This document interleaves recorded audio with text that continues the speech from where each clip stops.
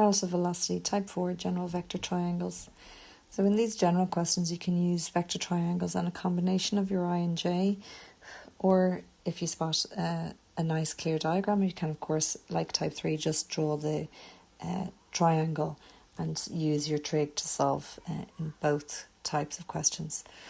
So here we're given two airplanes, and they're both moving horizontally to the ground, and they're both travelling at a speed of 200 kilometers per hour relative to the ground. But as it's flying through the air, horizontal to the ground, there's a wind coming at it from the east at 60 kilometers per hour. And we're told then the actual directions of flight of A and B are northwest. So in the first case here, we're looking to find the speed of the airplane in still air. So again, speed meaning magnitude, and airplane A in still air. Well, if the air is still, then what we're looking for is the airplane relative to the wind. So we're going to start by drawing our vector diagram so we can see what's going on here with these two planes. So again, if we set up our mariner's compass and we look at the velocity of plane A, we're told the actual direction of A and B are northwest and northeast respectively. So that means it's going at an angle of 45 degrees northwest.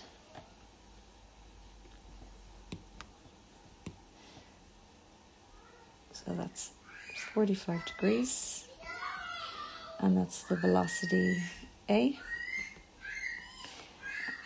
And then we have the second plane going again 45 degrees.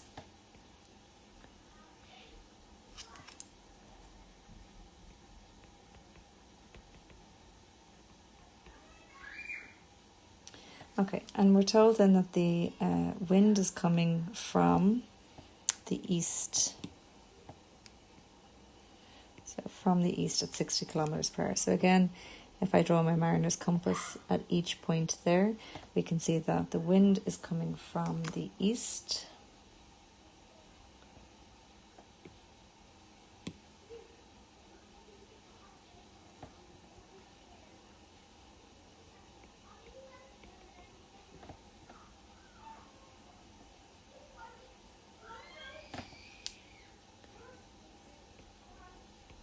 So it's hitting both of the planes. So the next thing that we want to look at then is, well, if we were to combine the two to finish our triangles, well, we're going to have the velocity of the plane A relative to the wind.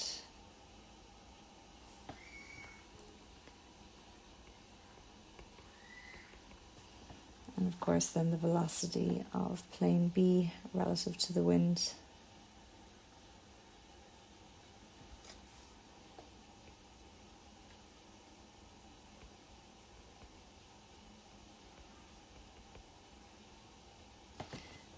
Okay, so now we can see roughly what is going on here.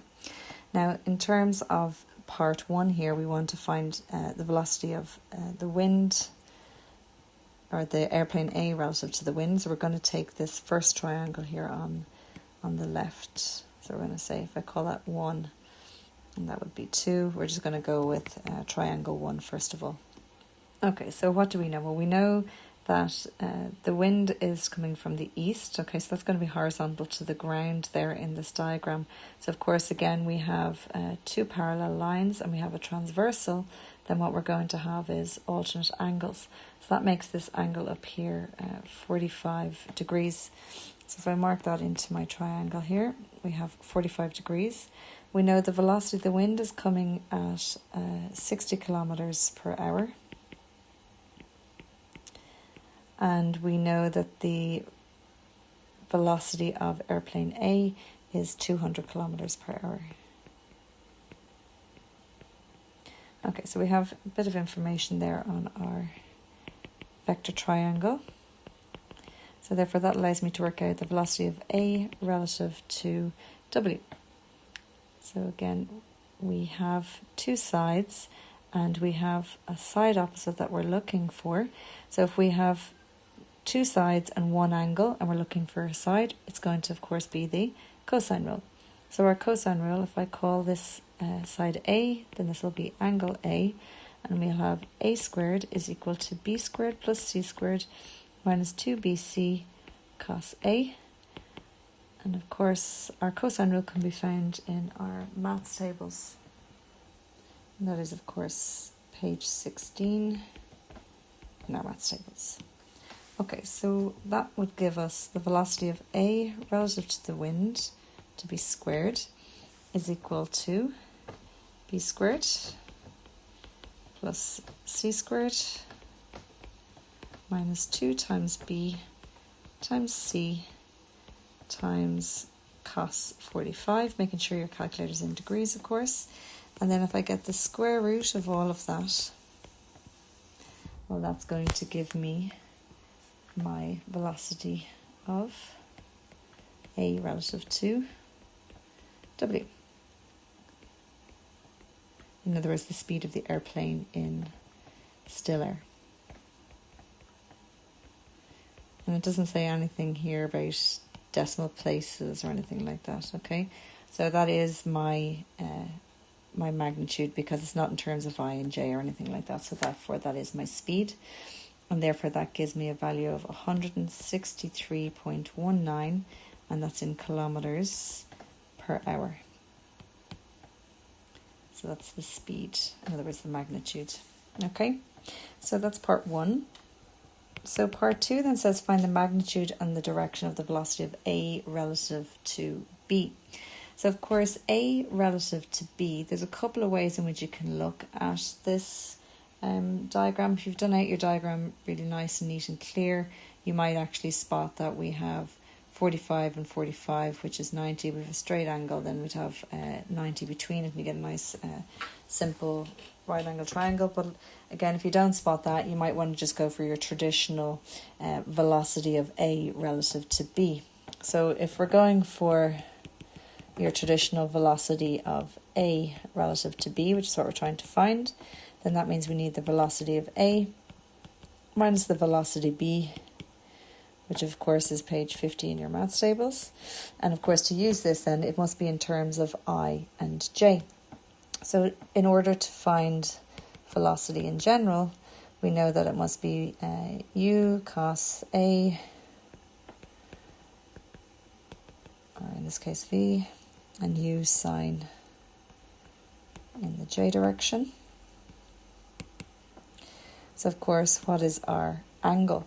Well, if I go back to my diagram there, I can see A is heading off in the northwest direction. So that means it's going to be negative in the I direction and positive in the J direction. So let me mark that in green on our diagram.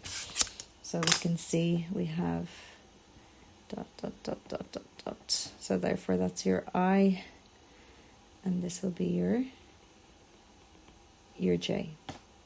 Okay, so that's your I component and your J component. And of course then it's in 45 degrees is our angle. So therefore that's going to be, for the velocity of A, will be minus 200 cos 45 in the I direction, and it's positive in the J direction, so that's going to be 200 sine 45 in the J direction. So therefore that gives us minus 200 over root 2 in the I direction plus 200 over root 2 in the J direction, and that's in kilometers per hour. And again, if we do the same then for B, well, our velocity of B, well, let's go back to our diagram. And again, if I mark in here in green, what have we got for B? Well, B is heading out in an easterly direction for I, so that's going to be positive for I, and it's going up. So again, that's going to be positive for J, and again, of course, the angle is 45 degrees. So of course, what do we have then? Well, we have 200 cos 45 in the I direction and 200 sine 45 in the J direction. So same values again. It's going to be 200 I over root 2 plus 200 over root 2j. And that's kilometres per hour.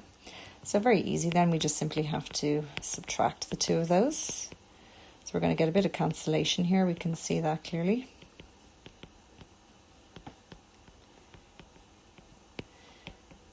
So we have 200 over root 2 in the I plus 200 over root 2 in the j. So once I get rid of my brackets there, I have minus 200 over root 2i minus 200 over root 2i, which gives us minus 200 root 2i. And then we have plus 200 over root 2j minus 200 over root 2j. So they actually cancel, which means I end up with no velocity in the j direction. And of course, if I go back to the question, it says find the magnitude and the direction, right? So therefore my magnitude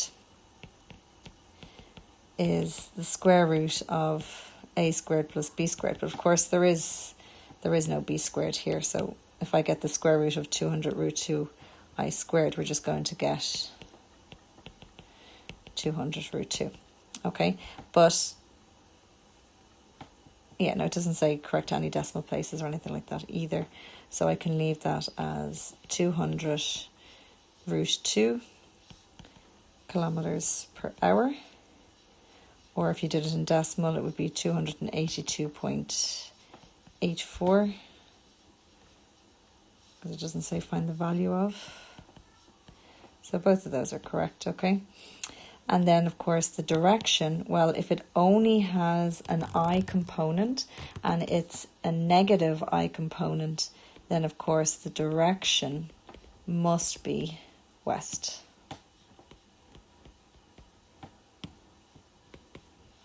Okay, so this is your magnitude and your direction. Sorry, that's hard to read that. Okay, so in terms of marks then, well, what were we getting?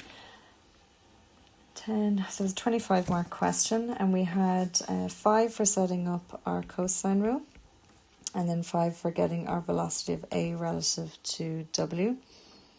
And then we had 5 marks for getting our velocity of A minus B, 5 marks for getting our, 5 marks for getting the magnitude, and 5 marks for getting our direction, and 5 marks for setting up our velocity of A relative to B. So we had 5, 10, 15, so 25 marks total. Okay.